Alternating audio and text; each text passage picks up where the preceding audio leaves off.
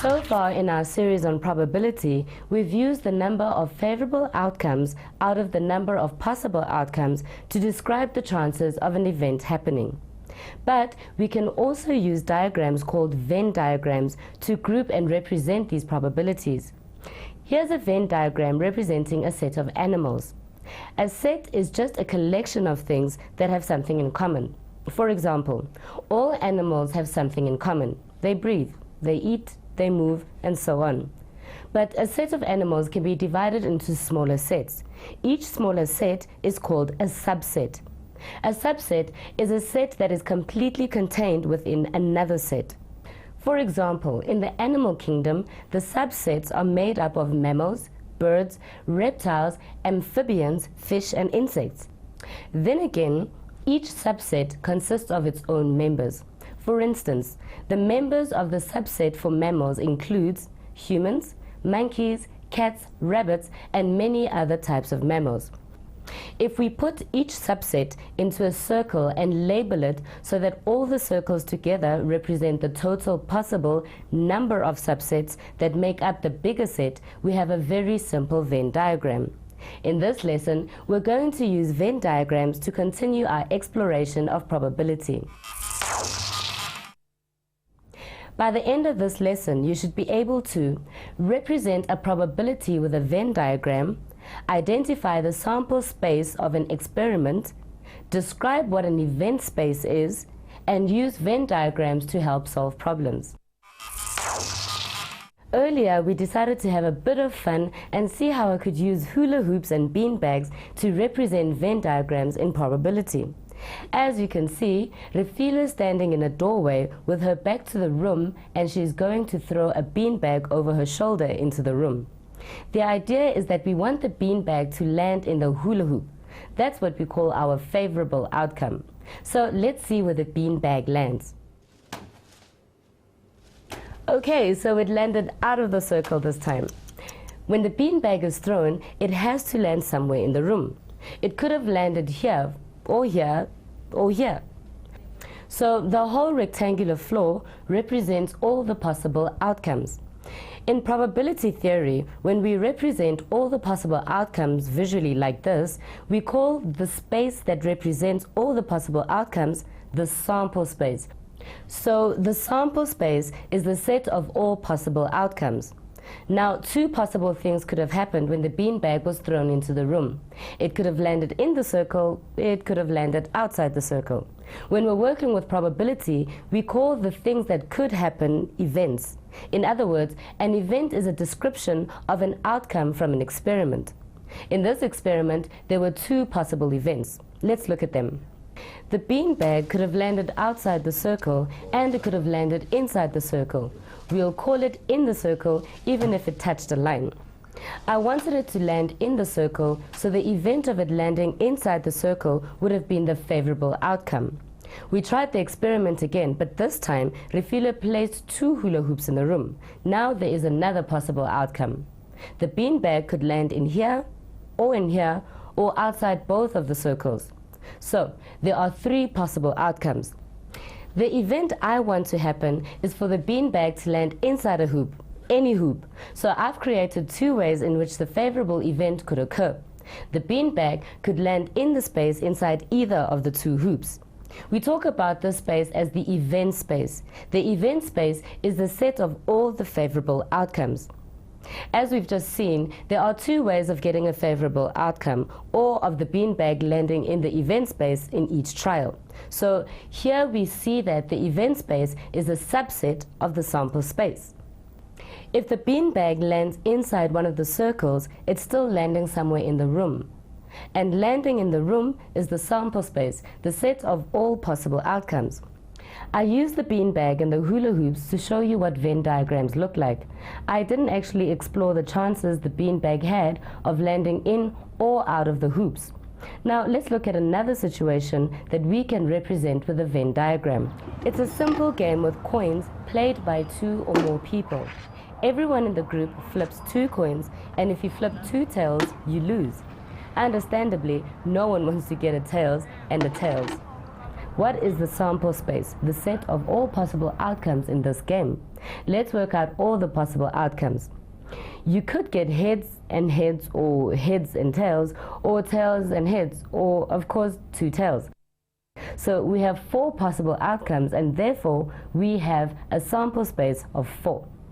Now, what is the event space, the set of favorable outcomes for these coins? Well, we don't want to get 2 tails. So the event we want is not tails, tails. There are 3 ways of not getting 2 tails. So let's put them all together in one circle. That is the set of favorable outcomes, the event space. So far, we've only discussed situations in which something can only belong to one subset. For example, a lion belongs to the subset of mammals. It cannot belong to the subset of birds or the subset of reptiles. And when we flip a coin, it can only land on heads or tails. It cannot possibly land on both at the same time. But sometimes an event can fall into more than one subset. Let's go back to the hula hoops and the beanbag to see how this can happen if these 2 hula hoops overlap like this. The beanbag could land here in the overlapping part. Now, how can we describe where the beanbag has landed? It's inside hoop 1, but it's also inside hoop 2. The overlapping circles are called the intersecting subsets, and we draw them exactly the way you see them here. Here's the room, our sample space, the set of all possible outcomes. And here's one possible outcome, landing inside this hoop. Another possible outcome is the beanbag landing inside the second hoop. But in this example, the 2 circles are intersecting, so the beanbag could also land inside both circles in the intersecting area here. That's a third possible outcome. Lastly, the beanbag could also land in the sample space but outside any of the hoops. So there are 4 possible outcomes in this situation.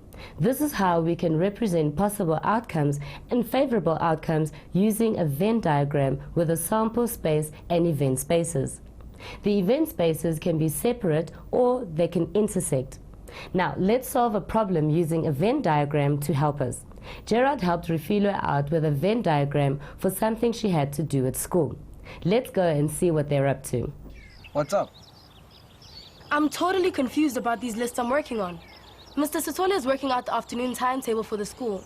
He asked me to find out how many people want to do arts on Tuesdays and Thursdays and how many want to do music on those days. Everybody has to do something. Is that all the choice we have? What about sport? We've got that as well. On Mondays and Wednesdays, we do sports. And on Fridays, it's intellectual things like chess, debating, or social responsibility projects. But at the moment, I'm trying to sort out art and music. I asked all those who wanted to do art to write down their names on the art list. And if they wanted to do music, they had to write their names on the music list. Mr. Sithole made sure that everyone filled in something. So what's the problem? There are 336 names on the art list and 584 names on the music list. But that doesn't make sense. There are only 800 students in the school. 336 plus 584 is 920. I see. Hey, maybe some people want to do art and music, so they put the names down on both lists. That's probably it. Let's check. Yeah. Look, this name comes up on both lists. So does this one. Oh no. Now I have to go through both lists and check every single name to see how many people put their names down twice. Why? I mean, your teacher just wants the numbers to do a timetable, doesn't he? Not the actual names. Sure. And he wants the numbers by tomorrow morning. Let's see. There are 800 learners in the school, right? Some want to do art, some want to do music, and some want to do both. 336 for arts and 584 for music is a total of 920. 920 minus 800 is 120. So that means 120 people are in the middle here.